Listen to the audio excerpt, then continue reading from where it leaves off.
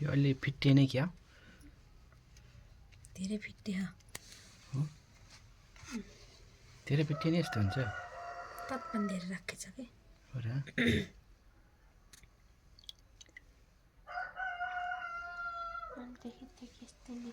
कौना गाईको यो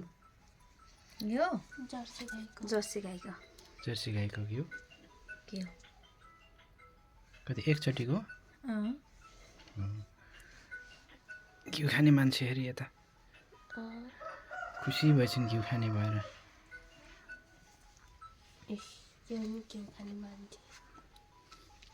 धेरै तातो पानी राखेछ र यस्तो भएछ तातो पानी धेरै भयो के हुन्छ नि चिप्किन्छ अलि साह्रो हुन्न कि लगाएछ यो हेर्नुहोस् यो बटर हो तल पिँदा हुन्न हुन्छ अबि इ घिउ खान आइसक्यो हाम्रो यो त्यो साथी क्याटवाल्क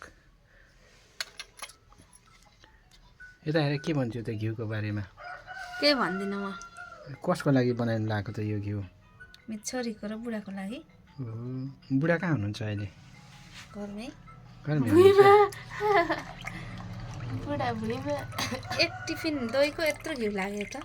टिफिन दही हो 1 लिटर दुधको होइन ओहो 1 लिटर दुधमा यति घिउ आउँछ दिनको? भनेर यसलाई पकाउँछ ओइ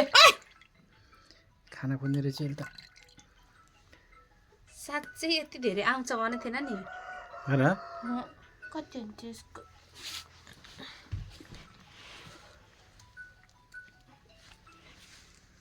यो बिरालोलाई घिउ खान दियो बटर खान दियो हजुर गइन भाइ म त बहिनी खान पकाउन लाग्छु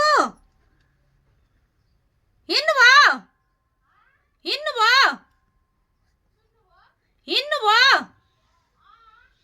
मैले त मुई पान लाग्छु के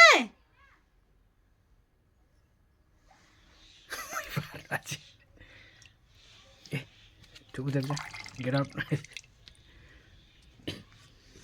तातो पानी बढी भएछ तिमी ल्याउनु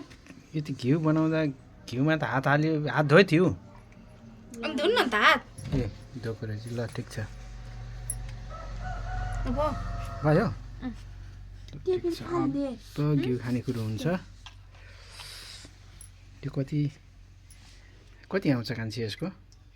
एक पाथी एक चौथाइ आउँछ 1/4 चौथाइ भनेको पाउ ल ठिक छ ल गाइस म यता घिउ खाने मान्छे यो हेर्न सक्नुहुन्छ मिक्सरमा पारेको भन्नु यहाँ देखा दामी छ मिक्सरमा घुमाइदिएको त ल यो माछेर हाल्छु अनि चाहिँ घिउ तताइदिउँ ल गाइस भयो बन्द गर यसलाई तताउने कुरो हुन्छ तताएर